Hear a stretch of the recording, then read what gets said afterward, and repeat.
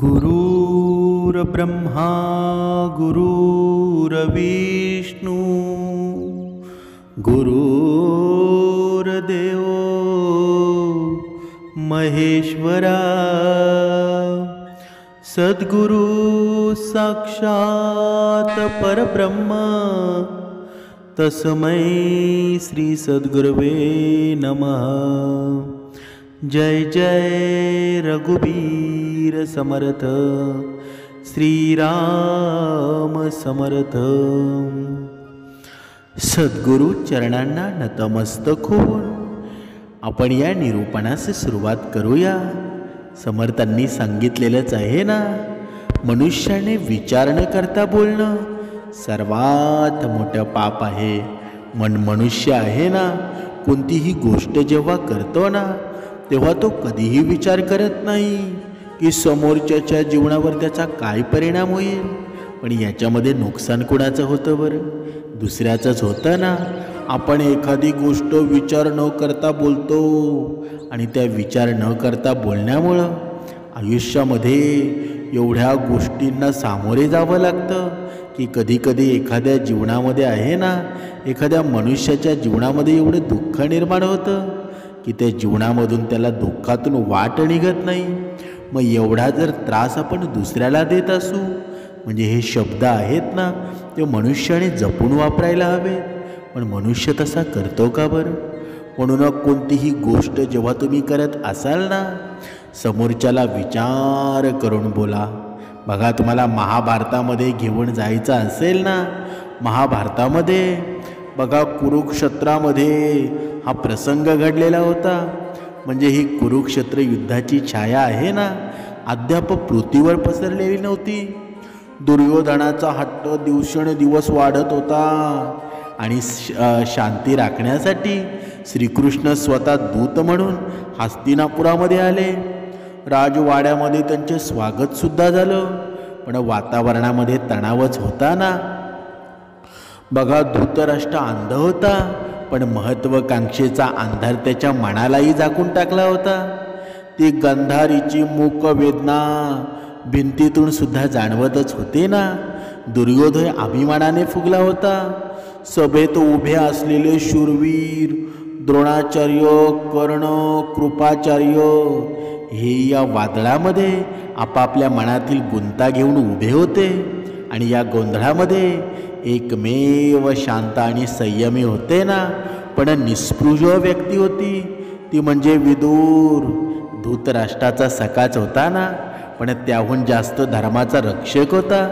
त्या रात्री कृष्ण विदुरांच्या निवासस्थानी गेले आणि राजवाड्यातील सुखसोयी बाजूला ठेवून ते विदुरांच्या साध्या आणि स्वच्छ त्या धर्ममय गृहामध्ये पोचतात। विदुरांनी त्यांचं मनापासून स्वागत सुद्धा केलं। थोडं अन्न घेतलं गेलं। मग शांततेत बसलेले कृष्ण आणि विदुर यांच्यामध्ये परत सुरू झालं। एक तो संवादच होता ना। संवाद केवळ त्या काळासाठी नव्हता, तर युगानयुगे मानव जातीसाठी मार्गदर्शक ठरणाराच होता ना। बघा, तो संवाद आपण ऐकूया। विदुर म्हणाले, माधव, आजचं जग मला फार गुंतागुंतीचं वाटतंय। राजा धृतराष्ट्र पुत्र मोहामध्ये आंधळा झाला आहे आणि दुर्योधन अहंकारामध्ये जळतो आहे। भीष्म धर्म जाणून सुद्धा गप्प बसतो आणि द्रौपदीच्या अपमानानं धर्माचं मस्तक कळंकित झालं आहे। मला तुम्ही एक सांगा, न्याय नेमका काय आहे बरं? कुठे आहे तो? हा न्याय करणारा कोण आहे बरं? न्याय नक्की होईल का बरं? कृष्ण स्मित हास्य करून म्हणाले, विदुरा, न्याय म्हणजे फक्त नियमांचा आधार नाही, न्याय म्हणजे सत्याचा आधार आहे। जे सत्याच्या विरोधात जातात ना ते अन्याय आहे। धर्मराजाचं खरं मूळ हेच आहे ना की प्रत्येकाला त्याच्या कर्मानुसार फळ मिळावं। परंतु जेव्हा सत्ता, लोभ आणि अभिमान यांचा अतिरेक होतो ना, तेव्हा न्याय दाबला जातो। या धृतराष्ट्राच्या पुत्रमोहाने न्याय हरवला होता आणि दुर्योधनाचा अभिमान न्याय गिळतो आहे। न्याय फक्त शस्त्राने नाही, तर आत्म्याच्या निर्मळतेने जपावा लागतो। विदुर विचारमग्न झाले आणि त्यांना स्वतःच्या आयुष्याचा अनुभव आठवला. कित्येकदा त्यांनी धृतराष्ट्राला थांबवण्याचा सुद्धा प्रयत्न केला होता, पण तो ऐकला का कधीवर? कधीच ऐकला नाही. विदुर विचारले, माधव, सत्य आणि असत्य यामध्ये लोक कायम गोंधळतात. प्रत्येकाला आपलं मतच सत्य वाटतं. आपल्या जीवनात सुद्धा तेच होतं ना, की आपण जे वागतो ना, असं प्रत्येकाला वाटत असतं मी खरं वागतोय. पण जेव्हा आपण अंतःकरणामध्ये घुसतो ना, तेव्हा आपल्याला खरी परिस्थिती समजते की मी जे असत्याला सत्य म्हणत होतो ना, तर ते असत्यच होतं. पण मनुष्य मात्र अंतःकरणामध्ये जातो का कधी? कधीच जात नाही. वरवरची नाती निर्माण करतो आणि शेवटी त्याला पश्चातापच होतो ना. म्हणून या कलियुगामध्ये सुद्धा आपण पाहतो की मनुष्य या सोशल मीडियाद्वारे एवढी नाती जमा करतो की त्याला जवळच्या व्यक्तीवर विश्वास राहत नाही. बाहेरची त्याला जवळ वाटू लागतात. पण एक गोष्ट लक्षात ठेवा, जेव्हा असं तुमच्या जीवनामध्ये होत असेल ना, की बाहेरची माणसं आपल्याला जवळ वाटू लागतात आणि आपली स्वतःची माणसं दूर वाटू लागतात, तेव्हा एक गोष्ट लक्षात घ्या, तुम्ही एकांत साधा, पण बाहेरच्या लोकांना जवळ येऊ देऊ नका. कारण बाहेरची माणसं असतात ना, नेहमी मनुष्याच्या अधोगतीचं कारण बनत असतात. म्हणूनच थोडे दिवस तुम्ही एकांत राहा. जवळच्यांना सुद्धा आहे ना, तुमच्या जवळ असण्याचा भास होईल. त्यांनासुद्धा वाटेल की ह्या माणसाला मी सोडायला नव्हतं पाहिजे. कारण आपली माणसं ती आपलीच असतात ना, ती सोन्यासारखीच असतात. जेव्हा मोठी दुःख जेव्हा आपल्या जीवनामध्ये येतात ना, तेव्हा आपलीच माणसं आपल्या पुढे मागे असतात. हे प्रत्येकानं लक्षात घ्यावं. म्हणून आपली भाऊ नाराज असेल, आपली बहीण नाराज असेल, तर तेवढ्यापुरतं तेवढा हा दुरावा आहे ना, तो अबोला आहे, तेवढ्यापुरतंच ठेवावा. परत आपल्यामध्ये प्रेम निर्माण करावं. याचं चांगल्या माणसाचं अस्तित्व आहे ना, याच्यामध्येच प्रेम टिकत असतं. बघा, आपण श्रीकृष्ण आणि विदुर यांचा संवाद पाहत होतो. बघा, प्रत्येकाला आपलं मतचं सत्य वाटतं ना, इथे आपण आलो होतो. म्हणजे मग खऱ्या अर्थानं सत्य म्हणजे काय बरं? कृष्ण म्हणाले, विदुरा, सत्य हे एकमेव आहे, ते अपरिवर्तनीय आहे. सत्य तेच आहे ना, जे अनंत काळ टिकून राहतं, जे आत्म्याशी सुसंगत साधतं, जे आपल्या अहंकाराला पोचतं ते खोटं असतं, जे समाजाला उन्नत करतं ना, तेच खरं आहे. म्हणजे सत्याला आधार द्यायचा असेल ना, तर त्याग हवा. पण आपण त्याग करायला बघतो का बरं? आपण जीवनामध्ये कधीच त्याग करत नाही. असत्याला पाठीशी घालायचा असेल ना, तर तो लोभ हवा. म्हणूनच असत्य अल्पायुष्य असतं ना, आणि सत्य हे शाश्वत आहे. म्हणजे विदुराच्या मनामध्ये त्या द्रौपदीच्या अपमानाचा प्रसंग झळकला. सभेत सर्व उभे होते, पण सत्याचा आवाज कोणी उठवला नाही. त्यांनी दीर्घ श्वास घेतला. विदुर म्हणाले, माधवा, या घरात मी नेहमी धर्माला सल्ला दिला आहे, पण कोणीच ऐकला नाही. मला भीती वाटते की या अहंकाराचा शेवट भयंकर होणार आहे. सांग, या युद्धाचं भविष्य काय आहे बरं? श्रीकृष्ण स्वारी गंभीर आवाजामध्ये म्हणाले, विदुरा, मी इथे शांतीसाठी आलो आहे, पण दुर्योधन शांती मान्य करणार नाही. युद्ध अजिबात टळणार नाही. हे युद्ध आहे ना, केवळ दोन कुटुंबामधलं नाही, तर हे आहे अधर्म धर्म यांचं युद्ध आहे. भविष्य रक्ताने रंगेल, असंख्य वीर मातीला मिळतील, पण त्यातून एक नवं युग जन्म घेईल. पांडव हे या युद्धाचं साधन आहेत, पण धर्माची स्थापना हीच खरी नियती आहे. विदुर शांतपणे ऐकत होते. त्यांना माहीत होतं की कृष्णाचा शब्द म्हणजे नियतीचा आदेश आहे. विदुर म्हणाले, अरे, ही राजसत्ता आहे ना, ही मोठी मोहक आहे माधव, पण तीच लोकांचा नाश सुद्धा करते ना. युधिष्ठिर धर्मप्रिय आहे, पण मला भीती वाटते की सत्तेत गेल्यावर तोही बदलणार नाही ना. बघा, पुढे कृष्ण म्हणाले, विदुरा, ही सत्ता ही शस्त्रासारखी असते. ज्याच्या हातात ती योग्य वापरली जाते ना तो राजा, आणि ज्याच्या हातात चुकीच्या मार्गाने जाते तो अत्याचारीच असतो ना. म्हणून युधिष्ठिर धर्मप्रिय आहे, कारण त्याच्या अंतःकरणामध्ये लोभ नाही, त्याच्या अंतःकरणामध्ये अहंकार नाही.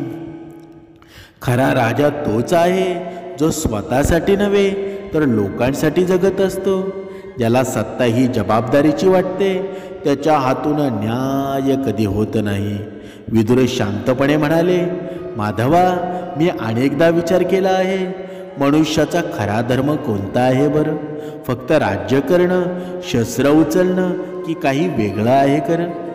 कृष्ण स्मित हास्य करत म्हणाले, मानवाचा धर्म म्हणजे सत्य जाणणं. आज सुद्धा कलियुगामध्ये आपण पाहतो ना की मनुष्य मात्र असत्याला सत्य जाणतो, असत्याला सत्य म्हणतो, पण मनुष्य मात्र सत्याच्या खोलपर्यंत पोचत नाही. दुसऱ्याने सांगितलेल्या गोष्टी मनावर घेतो आणि आपली चांगली नातीसुद्धा तो दुरावत नेतो. म्हणजे चांगल्या नात्यांना सुद्धा सुरुंग कोण पोचवत असतो बरं? हा मनुष्यच आहे ना. पण तू जर सत्याचा शोध घेतला असता तर तुझ्या जीवनामध्ये आजपर्यंत झालेले दुःख आहेत ना ते कधीच झाले नसते. म्हणून मनुष्याने सत्याचा शोध घ्यायला हवा. बघा, त्यांनी सांगितलं की धर्म म्हणजे काय बरं?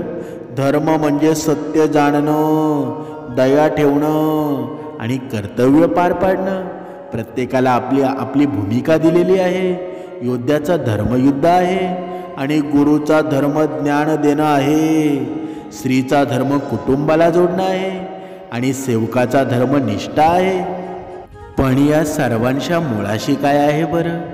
सर्वांच्या मुळाशी आहे दया आणि सत्य. जर ते नसेल ना तर कोणताही धर्म टिकणार नाही. विदुर म्हणाले, माझं जीवन एक मोठं प्रश्नचिन्ह आहे. मी पांडवांच्या बाजूने आहे, पण या राजनिष्ठेमुळं आहे ना धृतराष्ट्राच्या घरामध्ये राहतो. हे द्वंद्व मला पोखरत आहे. मी योग्य केलं का?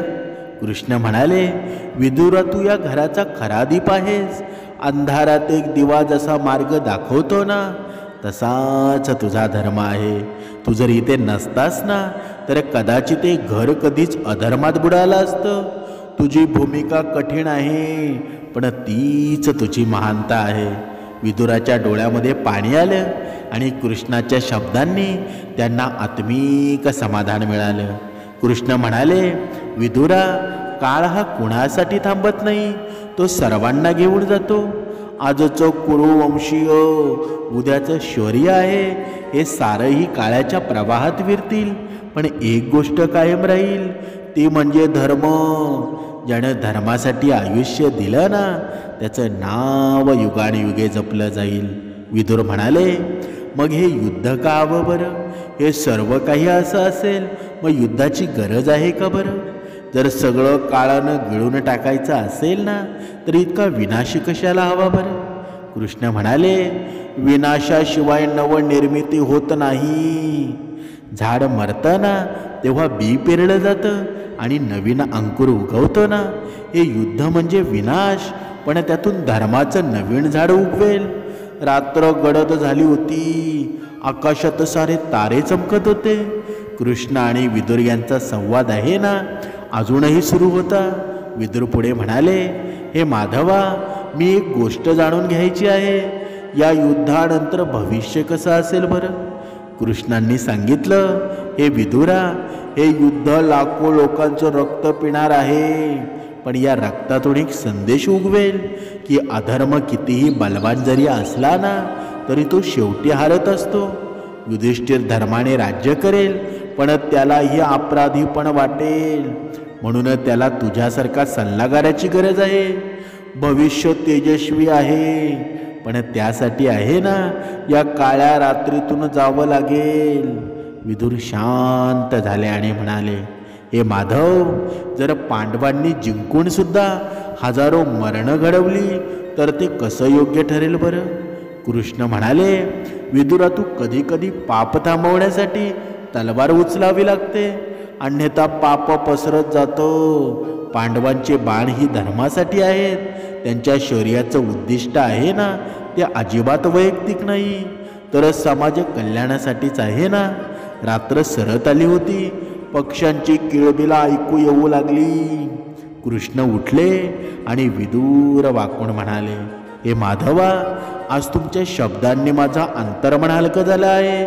आता मला कळालं आहे, न्याय म्हणजे सत्यासाठी लढणं, सत्य म्हणजे आत्म्याशी प्रामाणिक राहणं, आणि भविष्य म्हणजे धर्माचं बी पेरणं. कृष्ण स्मित हास्य करत म्हणाले, हे विदुरा, तुझ्या प्रश्नांनी मला आनंद झालेला आहे. तू या घराचा विवेक आहेस. तुझं स्थान इतिहासामध्ये वेगळं असेल. लक्षात ठेव, सत्य कधीच हारत नसतं.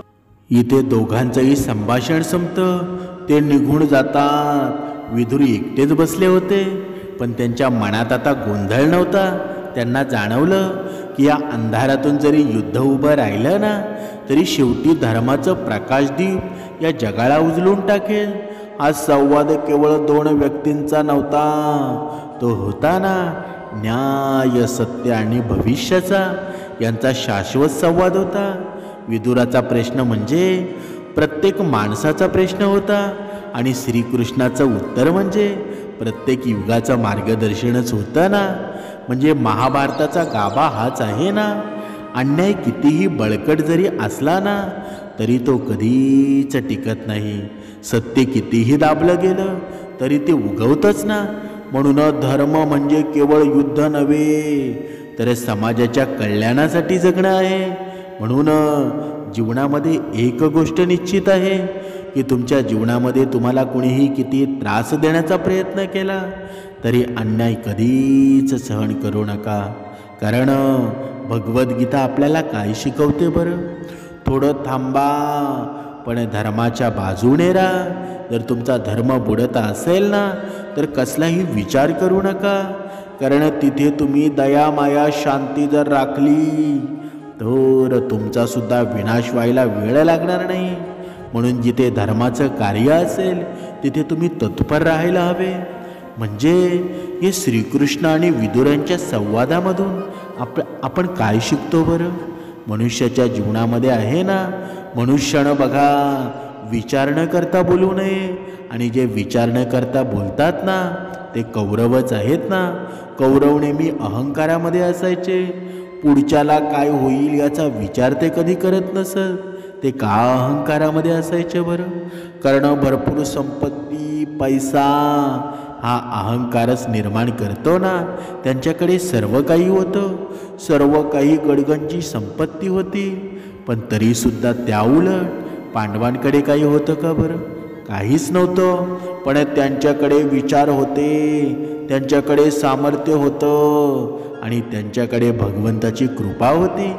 म्हणजेच थोडक्यामध्ये आपल्याकडे काही नसेल तरी चालेल, तरीसुद्धा आपण डगमगू नये, अन्याय सहन करू नका. तुमच्याकडे काही जेव्हा नसतं ना, तेव्हा भगवंत रूपी ही कृपा आहे ना तुमच्या जीवनामध्ये नक्कीच असते. पण आपल्या उघड्या डोळ्यांनी मात्र आपल्याला दिसत नाही. आणि जो जाणतो ना तो भक्तिमार्गामध्ये असतो. म्हणूनच समर्थांनी सांगितलेलं आहे ना, आयुष्यामध्ये तुमच्या कितीही प्रसंग येऊ द्या, कितीही भलं मोठं संकट येऊ द्या, पण भगवंत रूपी कृपा प्रचिती आपल्याला ओळखायची असेल ना, तर आपल्याला ब्रह्ममुहूर्ताच्या उपासनेशिवाय पर्याय नाही. दरण निरूपणामध्ये सांगणं आहे की ब्रह्ममुहूर्ताची उपासना सुरू करा, तरीसुद्धा आपण ब्रह्ममुहूर्तावर उठत नाही, आणि परत भगवंताला दोष द्यायला आपण मोकळे होतो की मी भगवंताची भक्ती करूनसुद्धा माझ्या जीवनामध्ये काहीच होत नाही. कसं होईल बरं? जे भगवंताला आवडतं ना ते आपण करावं, जे आवडत नाही ते आपण करू नये. काहीतरी माणसं आहेत ना जेवल्यानंतर उपासना करतात, म्हणजे तुमची अर्धी उपासना तुमची ढेकळ देण्यामध्ये जाते, आळस देण्यामध्ये जाते. तुमच्या जीवनामध्ये भगवंताची प्राप्ती होईल का बरं? असं तुम्हाला वाटत असेल ना, मग राक्षसांमध्ये आणि तुमच्यामध्ये काय फरक राहिला बरं? बघा, सगळ्याच गोष्टी आहेत ना, सगळेच प्रश्न आहेत, ते दुसऱ्याने सांगून सुटत नसतात. कधी कधी आपण सुद्धा निर्णय घ्यायला हवं की हे आपल्याला आवडतं का बरं? बघा, तुम्ही स्वतःच्या मनाला विचारा, तुम्ही जे वागता ते तुम्हाला स्वतःला आवडतं का बरं? कधीतरी या गोष्टीचा विचार आहे ना, तो प्रत्येकानं करायला हवा. म्हणूनच समर्थांनी सांगितलेलं आहे ना, जेव्हा मनामध्ये मोहाचा अतिरेक होतो ना, तेव्हा समोरच्याचे दोषसुद्धा दिसत नाही. आपल्या डोळ्यांवर अंधकार येतो, आपल्याला सर्व काही अंधार दिसू लागतो. आणि जेव्हा मनामध्ये द्वेष वाढतो तेव्हा त्याच्यातील गुणही दिसत नाही. म्हणून मोह आणि द्वेष आहेत ना, या दोन्ही गोष्टी आहेत, त्या चांगल्या हाताळल्या पाहिजेत. तेव्हाच आपल्याला खऱ्या वास्तव्याचा खरा प्रकाश दिसेल ना. पण मनुष्य करतो का बरं तसा? म्हणून या मोहापासून आपण कसं सावध राहू ना, हे प्रत्येकाला समजलं पाहिजे. आणि हा मोह निर्माण कधी होतो बरं? जेव्हा आपल्या जीवनामध्ये चुकीचं कार्य घडतं, जेव्हा आपल्या जीवनामध्ये एखाद्या चुकीच्या माणसाला आपण सपोर्ट करतो, तेव्हाचा मोह येतो ना. म्हणजे जीवनामध्ये जेव्हा मोह येतो ना, तो चांगल्यासाठी येत असतो का बरं? म्हणून या मोहातून आपल्याला वाट काढायची असेल तर या अज्ञानरूपी अंधारातून आपल्याला मार्ग काढायचा असेल तर समर्थरूपी हे विचार आहेत ना, ते कसे भगवंतापर्यंत पोचतील हे आपण ठरवलं पाहिजे. जेवढी आपण उपासना करू, जेवढं आपण श्रवण करू, तेवढं आपल्या जीवनामध्ये आपण आहेत ना, अतिशय सुंदर जीवन जगणार आहोत. आपल्या जीवनामध्ये दुःख येणार नाही. जेव्हा हिची शाश्वती तुम्हाला मिळेल ना, पोचपावती मिळेल, तेव्हा तुमचं आयुष्यसुद्धा सुंदर होणार आहे. म्हणून आपल्या शब्दांनी दुसरा कोणी दुखावला जाणार नाही, हे प्रत्येकानं लक्षात ठेवा. कारण हे शब्द हे बाणासारखेच असतात ना. कधी एकदा बाण सुटला ना, तो कधी कुठे पडेल हे सांगता येत नाही. म्हणून दुसऱ्याच्या जीवनामध्ये आपल्या शब्दांनी बाणासारखं राहू नये, तर दुसऱ्याच्या जीवनामध्ये आहे ना, सुंदर प्रेम निर्माण करावं, गुलाबासारखं फूल निर्माण व्हावं. जरी ते काटेरी असेल ना, तरी त्या फुलांनी दुसऱ्याच्या मनाचा ठाव घ्यावा. म्हणजे मनुष्यानं वागावं कसं बरं? मनुष्यानं कधी आहे ना, दुसऱ्याच्या जीवनामध्ये दुःख होईल यापासून सावध राहायला हवं. तेव्हा आपलं जीवन सुंदर होईल ना. हे जीवन सुंदरतेनेच नटलेलं आहे. आपल्या जीवनामध्ये तुम्ही फक्त एकच विचार करा, आपल्या जीवनामध्ये दुसरी काही भक्ती करायच्या ऐवजी आपल्याकडून कुणाला त्रास होणार नाही, हा एकच नियम तुम्ही पाळा. हा नियम म्हणजे भक्ती आहे, हा नियम म्हणजे संस्कृती आहे, हा नियम म्हणजे आपलेपणा आहे, हा नियम म्हणजे धर्म आहे. तेव्हाच धर्म टिकतो ना. पण आपल्याकडून दुसऱ्याच्या जीवनामध्ये दुःख निर्माण होत असेल, आपण समाजामध्ये द्वेष निर्माण करत असू, तर तिथे आपली भक्ती अधोगतीला जात असते.